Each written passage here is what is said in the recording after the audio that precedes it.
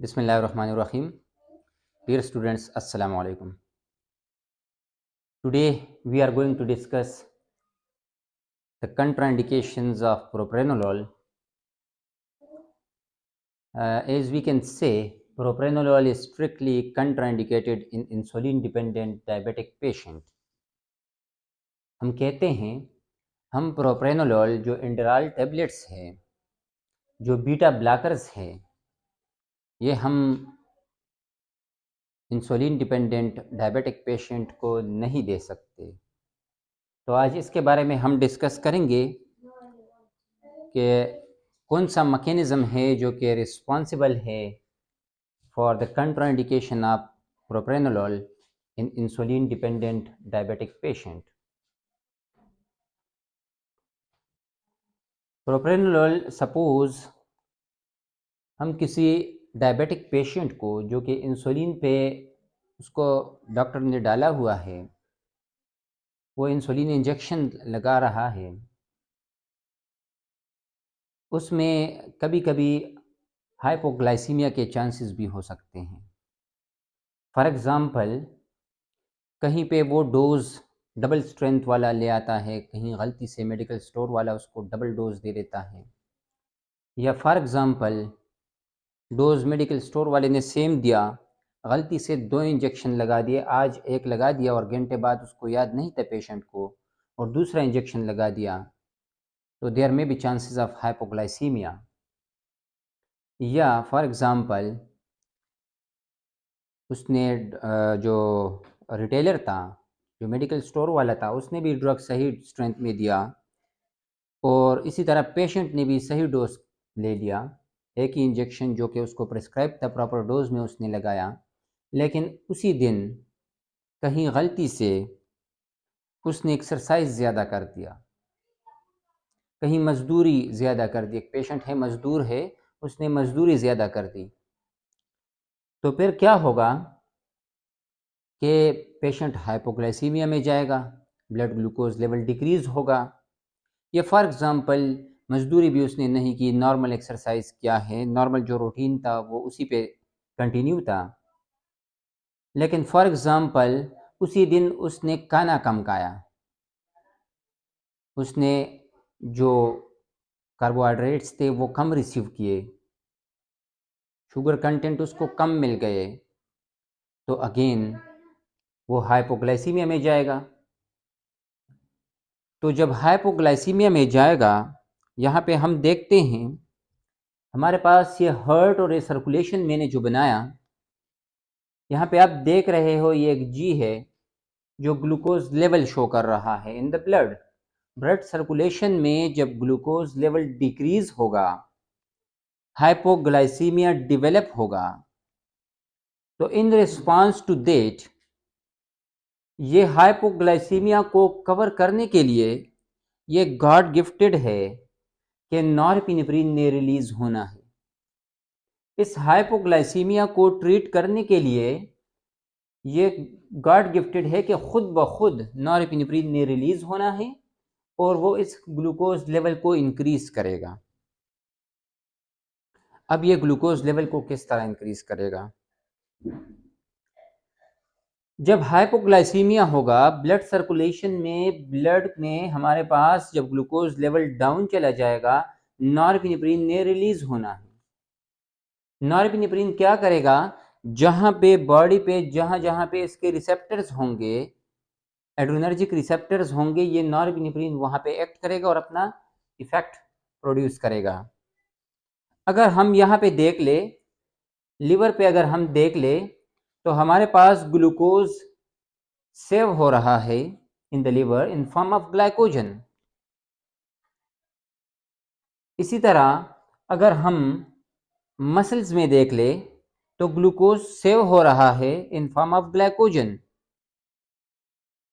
इसी तरह ट्राइग्लिसराइड के फॉर्म में हमारे पास एडिपोसाइट्स में ये सेव रहते हैं।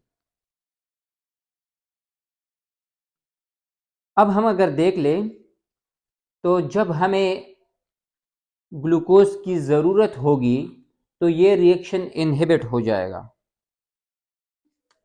जब हमें ग्लूकोज यूटिलाइजेशन की ज़रूरत होगी तो ये रिएक्शन इनहिबिट होगा। जब हमें ग्लूकोज की ज़रूरत नहीं होगी, जब हमें एनर्जी की रिक्वायरमेंट नहीं होगी, तो ये रिएक्शन कंटिन्यू रहेगा। ग्लूकोज कन्वर्ट होता जाएगा, ग्लाइकोजन में सेव होता जाएगा इन द लीवर। इसी तरह ग्लूकोज कन्वर्ट होता जाएगा इन फॉर्म ऑफ ग्लाइकोजन, ये मसल्स में सेव होगा। लेकिन अगर हमें यूटिलाइजेशन की ज़रूरत है, हमें एनर्जी की ज़रूरत है, उस टाइम पे ग्लूकोज क्या करेगा? हम इसको यूटिलाइज करेंगे, हम इस रिएक्शन को इनहिबिट करेंगे।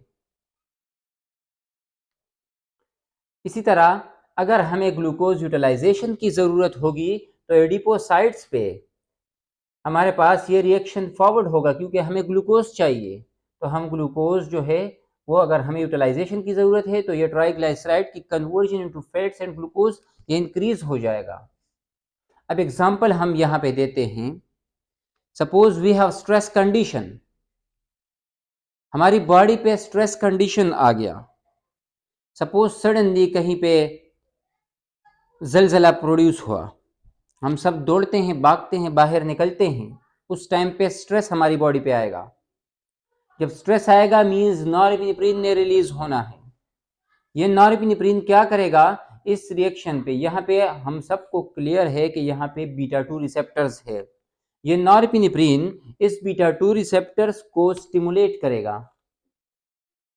ये नॉरएपिनेफ्रिन और क्या करेगा? ये नॉरएपिनेफ्रिन इस बीटा 3 रिसेप्टर्स को स्टिमुलेट करेगा, और इसी तरह ये नॉरएपिनेफ्रिन हमारे पास इस बीटा 2 रिसेप्टर को स्टिमुलेट करेगा। ये बीटा 2 जब स्टिमुलेट हो जाएंगे तो it will cause inhibition of that reaction, क्योंकि इनहिबिशन काज करेंगे हमारे पास ये बीटा 2 की स्टिमुलेशन के साथ।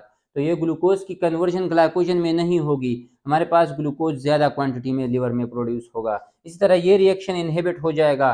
जब स्टिमुलेट होंगे बीटा 2 रिसेप्टर्स तो इनहिबिशन काज करेंगे, ग्लूकोज की कन्वर्जन इनटू ग्लाइकोजन इनहिबिट हो जाएगी, ग्लूकोज की कंसंट्रेशन अगेन इंक्रीज हो जाएगी। इसी तरह जब ये बीटा 3 स्टिमुलेट हो जाते हैं तो ये बीटा 3 हमारे पास स्टिमुलेटरी रिसेप्टर्स है, तो ये कन्वर्जन इंक्रीज हो जाती है, अगेन हमारे पास ग्लूकोज की कंसंट्रेशन इंक्रीज हो जाती है। तो जब हम स्ट्रेस की बात करते हैं, जब हम नॉरएपिनेफ्रिन की कंसंट्रेशन की बात करते हैं, स्ट्रेस में क्या होगा? जब हमारी बॉडी पे स्ट्रेस डिवेलप होगा, सपोज सडनली हमारे सामने जो है एक शेर आ जाए, तो हमारी बॉडी पे स्ट्रेस डिवेलप होगा, नॉरएपिनेफ्रिन रिलीज होगा। इस नॉरएपिनेफ्रिन ने क्या करना है? बीटा 2 को स्टिमुलेट कर देना है, ग्लूकोज की कन्वर्जन ग्लाइकोजन में नहीं होगी, ग्लूकोज की कंसंट्रेशन इंक्रीज हो जाएगी। यहाँ पे ग्लूकोज की कंसंट्रेशन इंक्रीज हो जाएगी, यहाँ पे ग्लूकोज की कंसंट्रेशन इंक्रीज हो जाएगी। हम कहते हैं हमारी बॉडी में ग्लूकोज की कंसंट्रेशन राइज हो जाएगा। जब ग्लूकोज की कंसंट्रेशन इंक्रीज होगा तो हमें स्ट्रेस में भागना होगा, मतलब हम जब शेर से भागेंगे, जलजला होगा, कोई भी खौफनाक सिचुएशन हमारे फ्रंट पे होगा तो हम उससे भागेंगे, हमारे मसल को एनर्जी की रिक्वायरमेंट होगी, तो एनर्जी यहाँ पे ग्लूकोज प्रोवाइड करेगा। इस रिएक्शन के थ्रू ग्लूकोज की सेविंग इनहिबिट हो जाती है और ग्लूकोज की यूटिलाइजेशन हमारे मसल्स की रिक्वायरमेंट के लिए ज़्यादा होनी चाहिए तो वो ज़्यादा हो जाती है। मसल्स में भी हमारे पास ग्लूकोज की कंसंट्रेशन इंक्रीज हो जाती है। हम रनिंग करते हैं, हम एनर्जी को यूटिलाइज करते हैं, न कि हम सेव करेंगे। ये तो एक नॉर्मल प्रोसीजर है। सपोज हमारी बॉडी में ग्लूकोज की कंसंट्रेशन डिक्रीज हो गई। जब डिक्रीज होगी ग्लूकोज की कंसंट्रेशन तो क्या होगा? नॉरएपिनेफ्रिन ने रिलीज होना है ताकि ये ग्लूकोज की कंसंट्रेशन नॉर्मल पे आ जाए। ये नॉरएपिनेफ्रिन क्या करेगा? इस बीटा 2 को स्टिमुलेट करेगा, ये हमारे पास ये रिएक्शन इनहिबिट हो जाएगा। इस बीटा 2 को स्टिमुलेट करेगा, ये रिएक्शन इनहिबिट हो जाएगा। इस बीटा 3 को स्टिमुलेट करेगा और ये रिएक्शन फॉरवर्ड हो जाएगा, क्योंकि स्टिमुलेटरी रिसेप्टर्स हैं। तो तीनों मैकेनिज्म से हमारे पास ग्लूकोज लेवल इंक्रीज होगा, जो यहाँ पे डिक्रीज होने जा रहा है। कौन इंक्रीज कर रहा है? ये नॉरएपिनेफ्रिन इंक्रीज कर रहा है। ये नॉरएपिनेफ्रिन यहाँ पे और यहाँ पे 3 पार्ट्स पे हमारे पास ग्लूकोज लेवल को इंक्रीज कर देगा, हमारा ब्लड ग्लूकोज लेवल नॉर्मल पे आ जाता है। सपोज हम जो आज बात कर रहे हैं, हम कहते हैं कि propranolol is strictly contraindicated in insulin dependent diabetic patient. Suppose हमारे पास पेशेंट आ गया, और वो डायबिटिक पेशेंट है और उसको डॉक्टर ने प्रिस्क्राइब किया हुआ है इंसुलिन इंजेक्शन, वो इंसुलिन इंजेक्शन लगा रहा है, कहीं पे गलती से ओवरडोज ऑफ इंसुलिन लग गया या स्ट्रेंथ उसका डबल लग गया या उसने एक्सरसाइज उस दिन ज़्यादा कर दिया या उसने खाना कम खाया, तो in all that situation blood glucose level उस पेशेंट का डाउन होगा। उस पेशेंट का ब्लड ग्लूकोज लेवल डाउन होगा तो in response to that norepinephrine ने रिलीज होना है, नॉरएपिनेफ्रिन ने इसको कवर कर देना है। नॉरएपिनेफ्रिन ने इन तीन पार्ट्स पे, इन इस पार्ट पे, इस पार्ट पे और इस पार्ट पे, ये ऑल बीटा रिसेप्टर्स जो है इसको स्टिमुलेट कर देना है। लेकिन अगर पेशेंट को गलती से डॉक्टर ने प्रिस्क्राइब किया हुआ है प्रोप्रेनोलॉल किसी भी पर्पस के लिए, फॉर एग्जांपल टेकिकार्डिया था पेशेंट को, ट्रिमर्स हो रहे थे, उसके लिए प्रोप्रेनोलॉल प्रिस्क्राइब किया था, तो फिर क्या होगा, प्रोप्रेनोलॉल जब ये पेशेंट लेगा तो हमारे पास ये बीटा 2 जो है ये हमारे पास ये इनहिबिट हो जाते हैं, ये बीटा 2 हमारे पास इनहिबिट हो जाते हैं, ये बीटा 3 हमारे पास इनहिबिट हो जाते हैं, क्योंकि पेशेंट प्रोप्रेनोलॉल पे है। अब जब इस पेशेंट को इंसुलिन का डोज गलत लग गया, डिक्रीज क्वांटिटी इंक्रीज क्वांटिटी में लग गया, या उसने एक्सरसाइज ज़्यादा कर दिया, या उसने कार्बोहाइड्रेट्स कंटेंट्स कम ले लिए, तो फिर क्या होगा, ऐसे पेशेंट में एक प्रॉब्लम डेवलप होगा। अगर पेशेंट ने प्रोप्रेनोलॉल लिया हुआ है, अगर पेशेंट ने एंडराल टैबलेट्स लिए हुए हैं, तो इनमें से उन पेशेंट में से बीटा रिसेप्टर्स यहाँ पे ब्लॉक होंगे, बीटा रिसेप्टर्स यहाँ पे ब्लॉक होंगे और बीटा रिसेप्टर्स यहाँ पे ब्लॉक होंगे। तो जब बीटा रिसेप्टर्स ब्लॉक होंगे और अगर ये पेशेंट हाइपोग्लाइसीमिया में जाएगा किसी भी वजह से, आइदर उसने डबल स्ट्रेंथ ऑफ इंसुलिन लगा लिया, आइदर इंसुलिन इंजेक्शन डबल लगा लिए, आइदर उसने एक्सरसाइज ज़्यादा कर दिया, आइदर उसने शुगर कंटेंट्स या कार्बोहाइड्रेट्स कंटेंट्स या फूड कम खा लिया उस दिन, तो उस पेशेंट में हाइपोग्लाइसीमिया डेवलप होगा, ब्लड ग्लूकोज लेवल डिक्रीज होगा, norepinephrine in response to that in उसकी रिलीज ज़्यादा हो जाएगी ताकि ये प्रॉब्लम को कवर कर सके, लेकिन वो नहीं कर पाएगा क्योंकि वो यहाँ पे बीटा 2 पे एक्ट करेगा, लेकिन बीटा 2 ब्लॉक होंगे, यहाँ पे एक्ट करेगा बीटा 2 ब्लॉक होंगे, यहाँ पे एक्ट करेगा बीटा 3 ब्लॉक होंगे। तो इन तीनों पार्ट से जो हेल्प करने जा रहा है, जो ग्लूकोज लेवल को इंक्रीज करने जा रहा है, वो ये नहीं कर पाएगा और ग्लूकोज बॉडी में होगा लेकिन वो कन्वर्ट होता जाएगा, सेव होता जाएगा। हालांकि इस बॉडी को, ये बॉडी हाइपोग्लाइसीमिया में जा रहा है लेकिन यहाँ पे ग्लूकोज सेविंग भी हो रही है, ग्लूकोज यूटिलाइजेशन नहीं होगी क्योंकि हमने प्रोप्रेनोलॉल लिया हुआ है। सिर्फ बात यहाँ पे ख़त्म नहीं होती, एक तो ये हमारे पास ग्लूकोज की सेविंग कर रहा है, प्रोप्रेनोलॉल जो है वो क्या करेगा, वो इस बीटा 2 रिसेप्टर्स, इस बीटा 2 रिसेप्टर्स और ये बीटा 3 रिसेप्टर्स इनको ब्लॉक कर देगा, तो हमारे पास जो रिकवरी ग्लूकोज की हो रही है, जो ग्लूकोज की यहाँ पे इंक्रीज क्वांटिटी ब्लड में जा रही है, वो नहीं होगी। हाइपोग्लाइसीमिक कंडीशन में, अगेन फर्दर हाइपोग्लाइसीमिया में ये हमारे पास हमको ले जाएगा और हमारे पास जो है ग्लूकोज सेव होता रहेगा। हेल्प जो है यहाँ पे हाइपोग्लाइसीमिया में हमारा जो हेल्प नॉरएपिनेफ्रिन कर रहा है वो डिमिनिश हो जाएगा। एक ये होगा। दूसरा, हमारे पास एक और प्रॉब्लम प्रोड्यूस करता है जिसकी वजह से हम कहते हैं कि ये स्ट्रिक्टली कंट्राइंडिकेटेड है। वो क्या है, वो हमारे पास जो सिम्टम्स डिवेलप होने जा रहे हैं, फॉर एग्जांपल इस पेशेंट में हाइपोग्लाइसीमिया डिवेलप होगा, तो हाइपोग्लाइसीमिया जब भी होगा in response to that 2-3 symptoms हमारी बॉडी पे डिवेलप होंगे।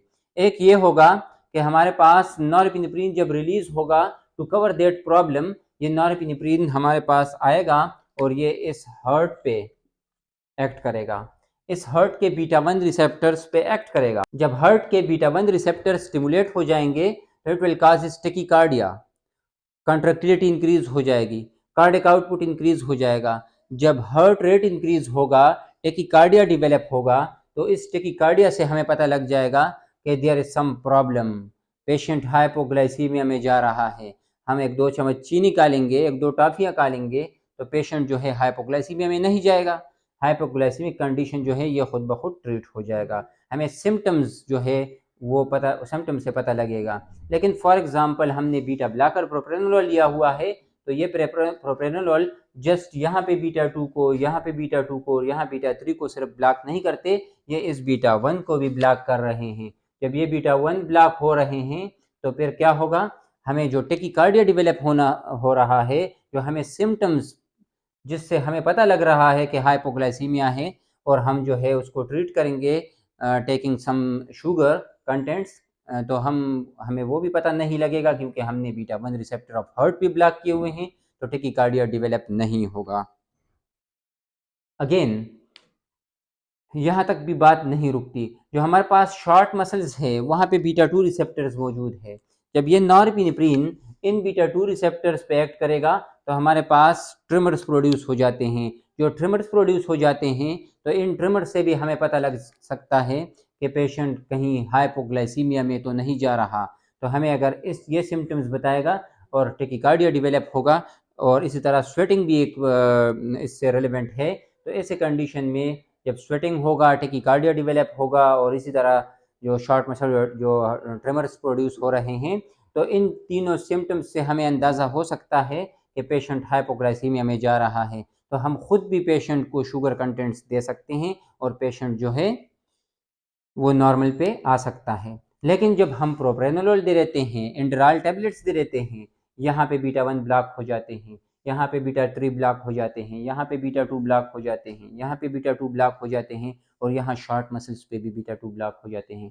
ना हमें टेकिकार्डिया डेवलप होगा, हमें पता नहीं लगेगा, ना हमें ट्रिमर्स डेवलप होंगे, हमें पता नहीं लगेगा। इसी तरह हमारे पास जो शुगर की हेल्प यहाँ से हो सकती है, नॉरएपिनेफ्रिन जो शुगर ग्लूकोज कंटेंट्स जो है वो हमें यहाँ से प्रोवाइड कर सकता है, वो नहीं होगा, वो कन्वर्ट होता जाएगा ग्लाइकोजन में। यहाँ से मसल से भी हमारे पास ग्लूकोज कन्वर्ट होता जाएगा, सेव होता जाएगा ग्लाइकोजन के फॉर्म में, हालांकि हमें ज़रूरत होगा, हाइपोग्लाइसीमिक पेशेंट है।